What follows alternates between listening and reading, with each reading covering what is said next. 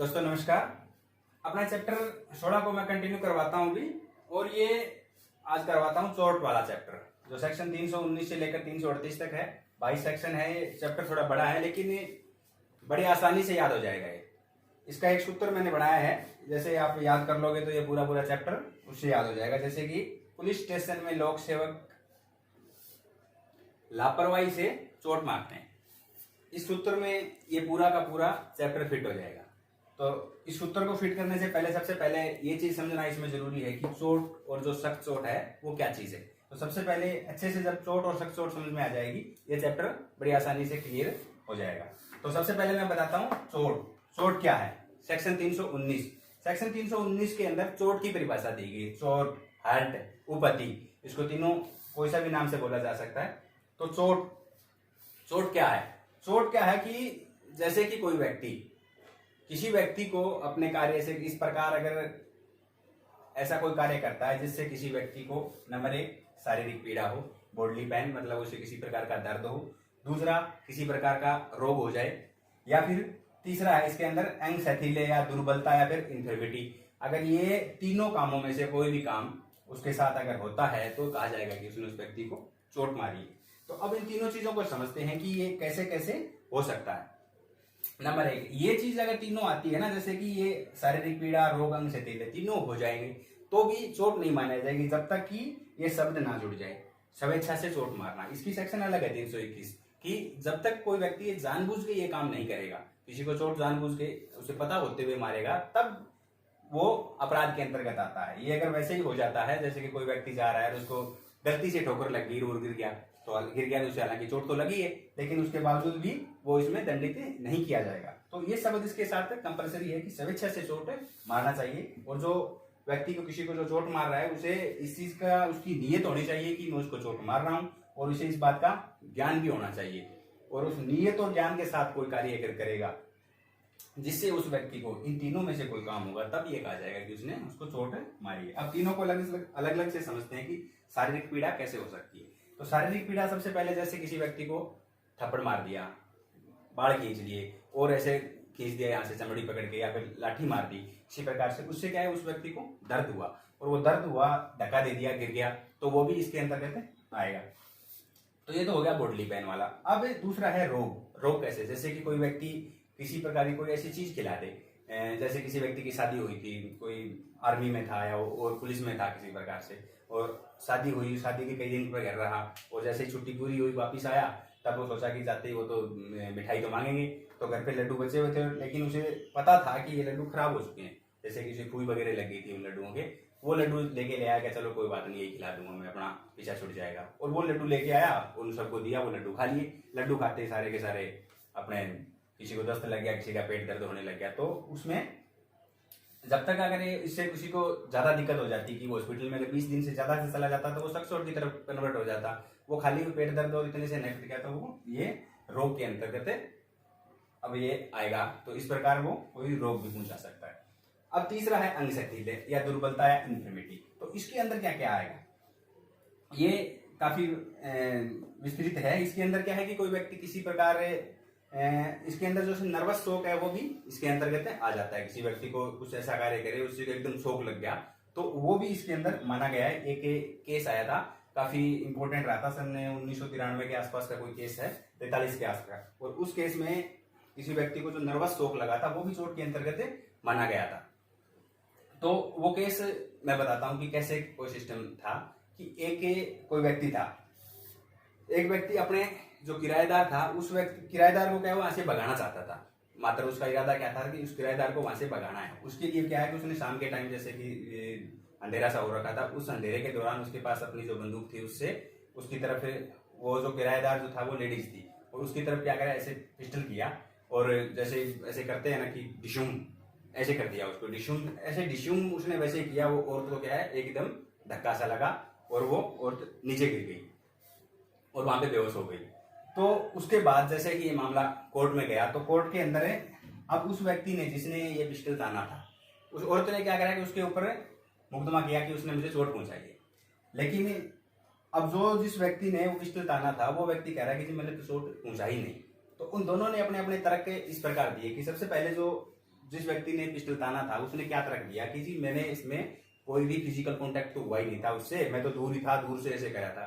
तो सबसे पहली बात कंडीशन उसमें न्यायालय ने कह दी कि फिजिकल कॉन्टेक्ट इसके अंदर चोट पहुंचाने के लिए कोई कंपलसरी नहीं है। फिजिकल कॉन्टेक्ट कोई जरूरी नहीं है, जैसे कि जरूरी कैसे नहीं है, जैसे कि मुझे किसी को चोट मारनी है, दरवाजा है, दरवाजे के ऊपर कोई पत्थर रख देता हूँ, इसी हिसाब से रख देता हूँ कि जैसे ही वहां से कोई बंदा निकलेगा तो वो दरवाजा खोलेगा, खोलते ही वो पत्थर गिरेगा और उससे उसको चोट पहुंच सकती है। तो फिजिकल कॉन्टेक्ट तो हुआ ही नहीं, उससे भी उसको चोट लग गई।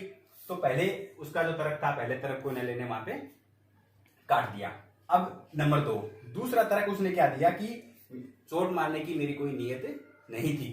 तो अब नीयत, अब इसके अंदर दोनों चीज बताई जाती है कि जैसे कि नीयत और ज्ञान के साथ अगर कोई कार्य कर रहा है तो नीयत का मामले को न्यायालय ने इसमें वो जवाब दिया कि नीयत कैसे नहीं थी कि तुम्हें इस बात का ज्ञान तो था, नीयत जरूरी नहीं है, ज्ञान तो था इस बात का कि तुम्हें ज्ञान इस बात का था कि तुम जैसे जो एक्ट कर रहे हो इससे हो सकता है कुछ तो उसके साथ होने वाला है। अगर कुछ भी नहीं होने वाला इस बात का तुम्हें ज्ञान होता तुम ऐसा करते ही क्यों? तो कुछ हो सकता था इस बात का तुम्हें ज्ञान था, तो इस बात से उसका दूसरा तर्क काट दिया गया। तीसरा इसके अंदर जो तर्क जो उसने दिया, उसने कहा कि शारीरिक पीड़ा, जिस व्यक्ति ने कहा कि जिसने पिस्टल ताना था कि शारीरिक पीड़ा तो जिसमें हुई नहीं है, तो उसने वहां न्यायालय ने यह बताया कि जैसे ही उसने पिस्टल उससे ताना बूम करी तो उससे क्या है एकदम शरीर के अंदर नर्वस शॉक लगा उसे, और उस शॉक की वजह से वो नीचे गिरी।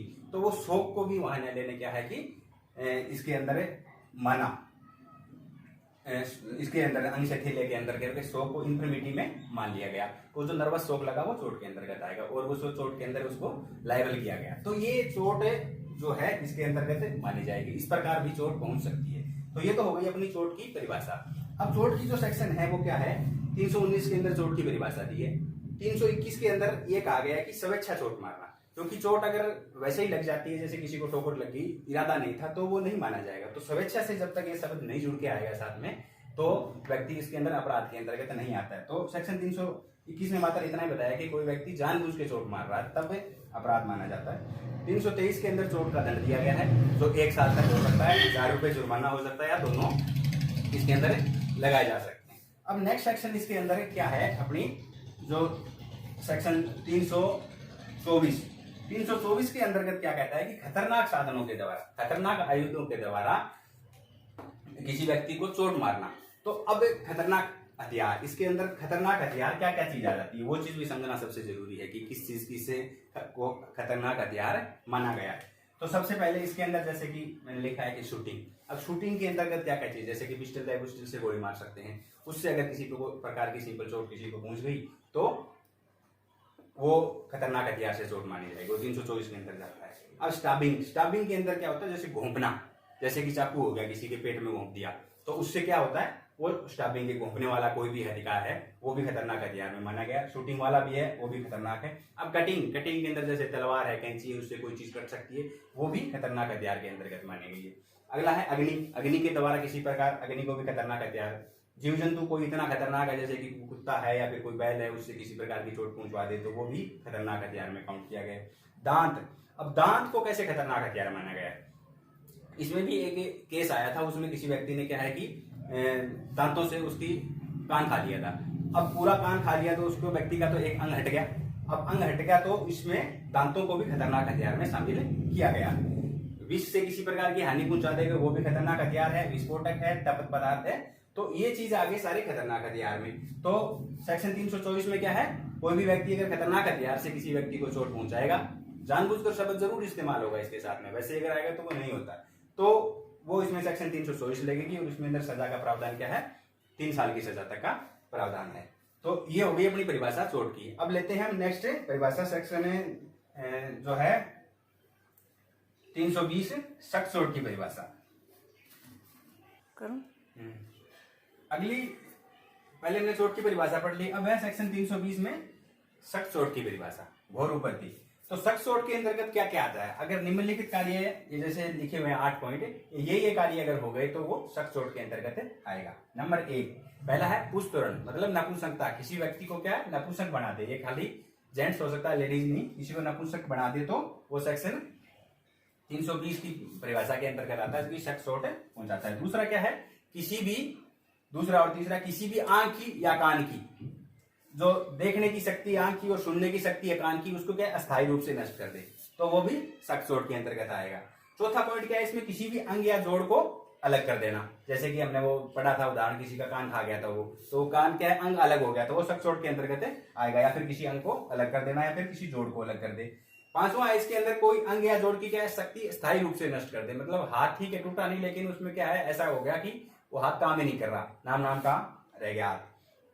अगला है सिर व चेहरे को कुरूप बना देना। सिर व चेहरे को क्या है, अस्थायी रूप से कुरूप हो जाए तो वो भी सख्त चोट के अंतर्गत आता है। सातवां है मतलब कोई दांत तोड़ दे या किसी प्रकार की हड्डी टूट जाए तो वो भी सख्त चोट के अंतर्गत आएगा। आठवां इसका क्या है कि 20 दिन तक कोई व्यक्ति ऐसी चोट पहुंचाए कि उससे क्या है, 20 दिन तक वो जो व्यक्ति है जिसको चोट पहुंचाई गई थी वो शारीरिक पीड़ा में रहे और जो अपना नित्य कार्य जो करना होता है वो कार्य भी करने में असमर्थ रहता है, तो कहा जाएगा कि उसने सख्त चोट पहुंचाएगी। तो ये परिभाषा हो गई सख्त चोट की। 322 के अंतर्गत ये बताया गया है कि स्वेच्छा से सख्त चोट मारना, मतलब कोई व्यक्ति ये जो कार्य कर रहा है जानबूझ के अपनी इच्छा से ऐसा कर रहा है, तब ये कहा जाएगा कि उसने वो सख्त चोट मारी है, तभी वो दंड के लिए लायबल होगा। नेक्स्ट सेक्शन लेते हैं, इसमें सेक्शन है 325। अगली सेक्शन है सेक्शन 325। 325 क्या कहती है कि सख्त चोट का दंड, मतलब जो कोई किसी व्यक्ति को सख्त चोट मारेगा तो उसमें क्या है, अप टू 7 ईयर्स, मतलब 7 साल तक की सजा का प्रावधान है। जैसे कि इसमें हम एक एग्जाम्पल लेते हैं, कहते हैं कि if a person had intention knowledge of causing hurt but grievous hurt was caused because of some unforeseeable circumstance then he will be liable for. मतलब ये कहता है कि कोई व्यक्ति, उसका इरादा क्या था, किसी व्यक्ति को ज्ञान भी था इस बात का और इंटेंशन, दोनों चीजें थी कि मुझे खाली चोट पहुंचानी है उस व्यक्ति को, और किसी जैसे कि सर्कमस्टांस कुछ ऐसा है, ऐसा हुआ और उसका फोर्स भी इतना नहीं था कि उसकी वजह से क्या हुआ कि उस व्यक्ति को सख्त चोट लग गई, तो वो किसके लिए लायबल होगा। इसे हम एग्जाम्पल के रूप में जैसे लेते हैं, तो ए नामक कोई व्यक्ति है, उसे इस बात का पूरा ज्ञान है कि वो ज्ञान भी है इस बात का और ऐसा कार्य कर रहा है, उससे क्या है कि बी को वो चोट पहुंचा देगा, और उस चोट पहुंचाने के लिए वो बी को क्या धक्का देता है एक नॉर्मल रूप में। लेकिन बी जैसे ही गिरता है तो बी की कंडीशन इसमें क्या थी कि बी की कुछ ऐसा रोग था जिससे कि उसकी हड्डियां बहुत ही कमजोर हो रखी थी, तो अगर वो हल्का सा भी कहीं गिरे तो उसकी क्या हड्डियां टूट जाए, और जैसे ही बी गिरा तो उसकी क्या है 2-3 हड्डियां टूट गई।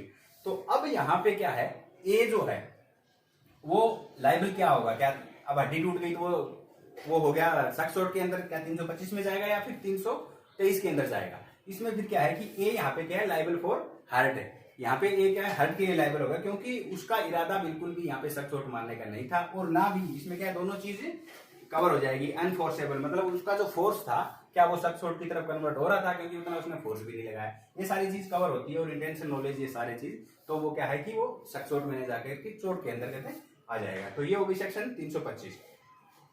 और इसमें एक चीज और भी नोट करने वाली है, जैसे कि कोई व्यक्ति जैसे इस बेस पे छूट लेना चाहे, जैसे कि मेरा तो हाथ तोड़ने का इरादा था और उसका पैर तोड़ दिया, तो उसको छूट नहीं मिलेगी, वो उसी धारा के अंतर्गत कवर हो जाएगा। नेक्स्ट सेक्शन है सेक्शन 325। सेक्शन 326 क्या कहती है कि खतरनाक हथियार से सख्त चोट मारना। अब खतरनाक हथियार हमने पहले ही उस परिभाषा के अंदर पूरे कवर कर लिए कि क्या क्या खतरनाक हथियार है, तो बार बार बताने की जरूरत नहीं है। कोई भी व्यक्ति अगर खतरनाक हथियार से किसी व्यक्ति को सख्त चोट मारेगा तो उसके अंदर सजा का प्रावधान है 326 के अंतर्गत क्या है, 10 साल की सजा है और आजीवन कारावास भी हो सकता है। तो ये होगी 326 सेक्शन 326 ए।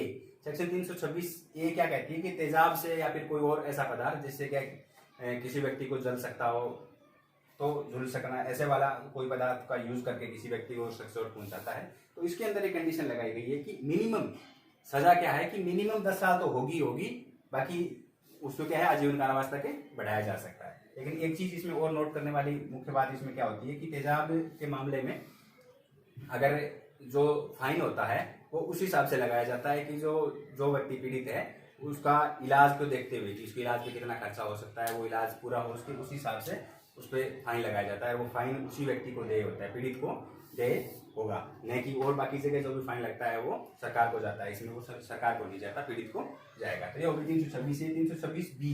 326 बी क्या कहती है कि 326 बी के अंतर्गत ये आ जाएगा कि जो इसकी कोशिश करना तेजाब वगैरह फेंकने की, हालांकि उसको फेंकने की कोशिश कर रहा था, फेंक नहीं पाया, उससे कोई नुकसान नहीं पहुंचा या बच गया, तो वो सेक्शन 326 बी के अंतर्गत। इसमें भी मिनिमम की कंडीशन लगा रखी है कि मिनिमम 5 साल की सजा होगी और अप टू 7 ईयर तक हो सकता है। अब लेते हैं नेक्स्ट सेक्शन को,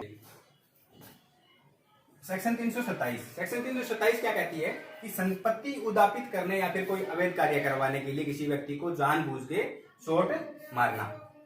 तो सेक्शन 327 में क्या है कि मुख्य रूप से जैसे कोई व्यक्ति है, किसी व्यक्ति से उसे इस प्रकार इसलिए चोट मार रहा है कि या तो वो उसे संपत्ति दे, या उसके किसी हितबद्ध से संपत्ति दिलवाए, कोई मूल्यवान संपत्ति, या फिर कुछ ऐसा कार्य करवाएगा उससे अवैध कार्य, वो चोट के भय में डाल के कि चोट इसलिए मार रहा है कि कोई वो जो कार्य कह रहा है वो कार्य हालांकि अवैध है लेकिन वो व्यक्ति वो कार्य करे, तो वो सेक्शन 327 के अंदर जाएगा और इसके अंदर 10 साल तक की सजा का प्रावधान है। जैसे इसे हम एग्जांपल स्वरूप समझते हैं, जैसे कि हफ्ता वसूली जो ये लोग करते हैं, तो ये क्या है, आते हैं हफ्ता वसूली के लिए, किसी व्यक्ति को अगर कोई मना कर रहा है तो उसको पीटते हैं, क्योंकि इसलिए कि उसे वो पैसे दे।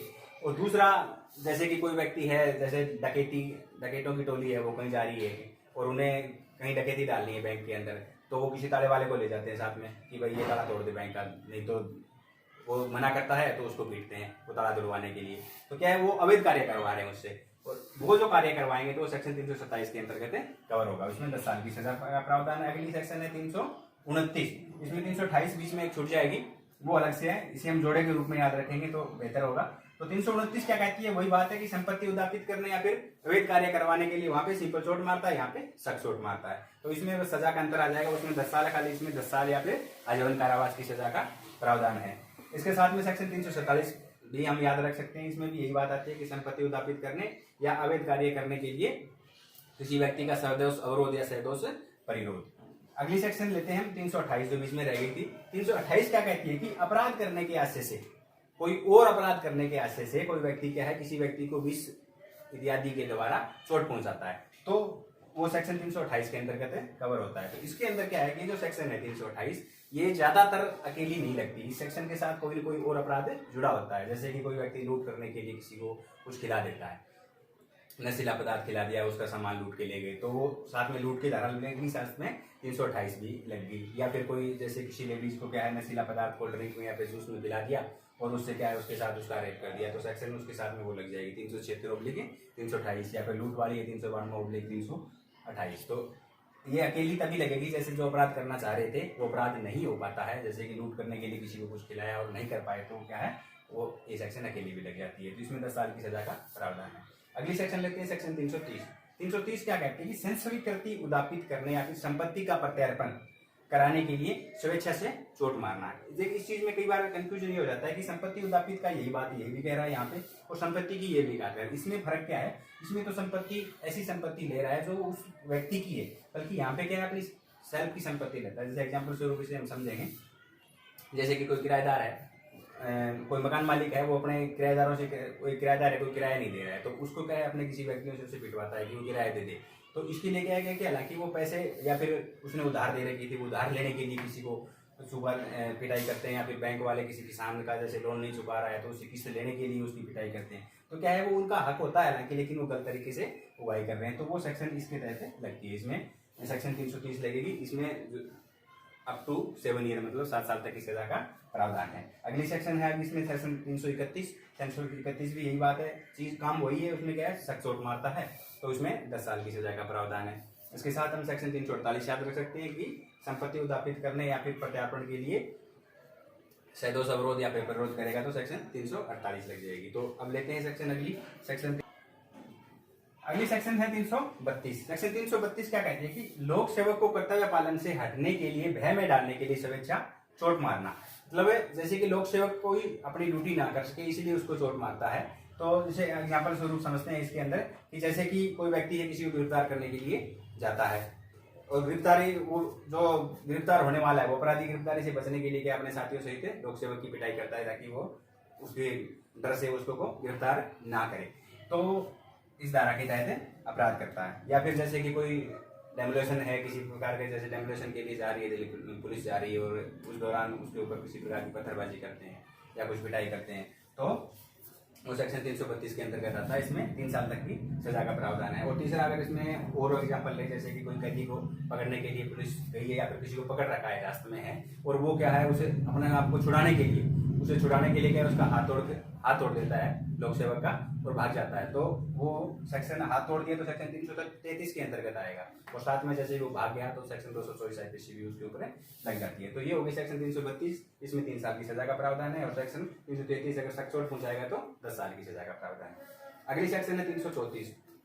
सेक्शन 334 क्या कहती है कि अत्यधिक गुस्सा या फिर प्रकोपन मिलने पर किसी व्यक्ति को चोट मारना। जो कोई व्यक्ति एकदम किसी ने गुस्सा दिवा दिया, उसको वैसे थप्पड़ मार दिया, कोई लाठी मार दी, तो वो सेक्शन है 334 के अंतर्गत। इसमें 1 महीने की सजा और 500 रुपये जुर्माने का प्रावधान है। अगला है इसमें सेक्शन है 335। 335 क्या कहती है कि गुस्से और प्रकोपन के अंदर शख्स चोट मार देगा तो इसके अंदर क्या है कि 4 साल की सजा का प्रावधान है और साथ में 2000 रुपये जुर्माना भी लग सकता है। जैसे भी कोई व्यक्ति किसी को माँ बहन की गाली देता है तो उसी दौरान या फिर गाली देता है या फिर इशारा करता है उसकी माँ बहन की तरफ किसी प्रकार से हाथ से और गुस्से में क्या उसका हाथ ही तोड़ देता है, तो वो 335 के अंतर्गत कवर करेगा। तो ये अब लेते हैं नेक्स्ट सेक्शन, सेक्शन 336। सेक्शन 336 क्या कहती है कि लापरवाही पूर्ण कार्य करना जिससे दूसरे व्यक्तियों में दहशत पैदा हो।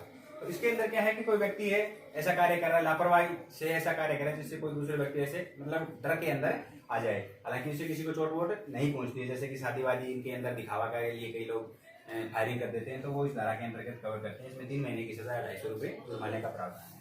337 क्या कहती है कि यही काम जैसे लापरवाही पूर्ण कोई कार्य कर रहा है उससे किसी व्यक्ति को चोट मार देगा तो सेक्शन 337 के अंतर्गत आएगा। इसमें 6 महीने की सजा और 500 रुपये का जुर्माने का प्रावधान है। और यही काम जैसे लापरवाही पूर्ण कार्य से किसी व्यक्ति को शख्स चोट मारेगा तो सेक्शन 338 के अंदर चला जाएगा और इसमें 2 साल की सजा और 1000 रुपये का जुर्माना है। इसे एग्जाम्पल के रूप में लेते हैं, जैसे कि ए नामक कोई व्यक्ति है, पार्क के अंदर पेड़ काट रहा है और आसपास में बच्चे खेल रहे हैं। अब यहाँ पे वो क्या करता है, जैसे कि वो पेड़ काट रहा है, जैसे ही उसकी टहनी नीचे गिरती है तो कोई बच्चा खेल रहा था वो वहां एकदम बच्चा के पास में गिर जाती है, तो बच्चा क्या है कि दहशत में आया, खाली बच्चे एकदम डरा, हालांकि चोट नहीं लगी, तो खाली सेक्शन 336 लगेगी क्योंकि वो ऊपर जो काट रहा था वो उसने लापरवाही से ऐसा काम किया, जहां बच्चे खेल रहे थे उसको पेड़ नहीं काटना चाहिए था।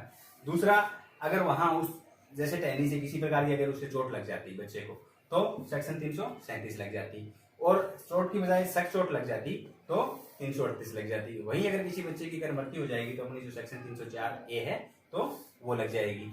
और एग्जाम्पल लें अगर, जैसे कि अगर यही काम जैसे कि गाड़ी वाड़ी के द्वारा, जैसे कि लोक मार्ग पे अगर कैसे हमने सेक्शन 279 पढ़ी थी उसके साथ अगर वैसे होगा तो सेक्शन में सेक्शन 279 भी ऐड हो जाएगी। तो ये अपना चैप्टर 338 तक होता है। अब जो मैं एक सूत्र बता रहा था आपको उससे, अब इस सेक्शन को फटाफट एक बार रिपीट मार देता हूँ और इस सूत्र से मैं थोड़ा समझाने की कोशिश करता हूँ ताकि पूरा चैप्टर आसानी से याद हो जाए। तो इससे सूत्र को लगाने से पहले सबसे पहले जो शुरू की जो सेक्शन थी चोट की वो पूरी करते हैं। तो सबसे पहले हमने सेक्शन पढ़ी थी 319 के अंदर क्या थी, चोट की परिभाषा। उसके बाद सेक्शन 320 उसके अंदर सख्त चोट की परिभाषा थी। सेक्शन 321 क्या कहती है कि स्वेच्छा से चोट मारना,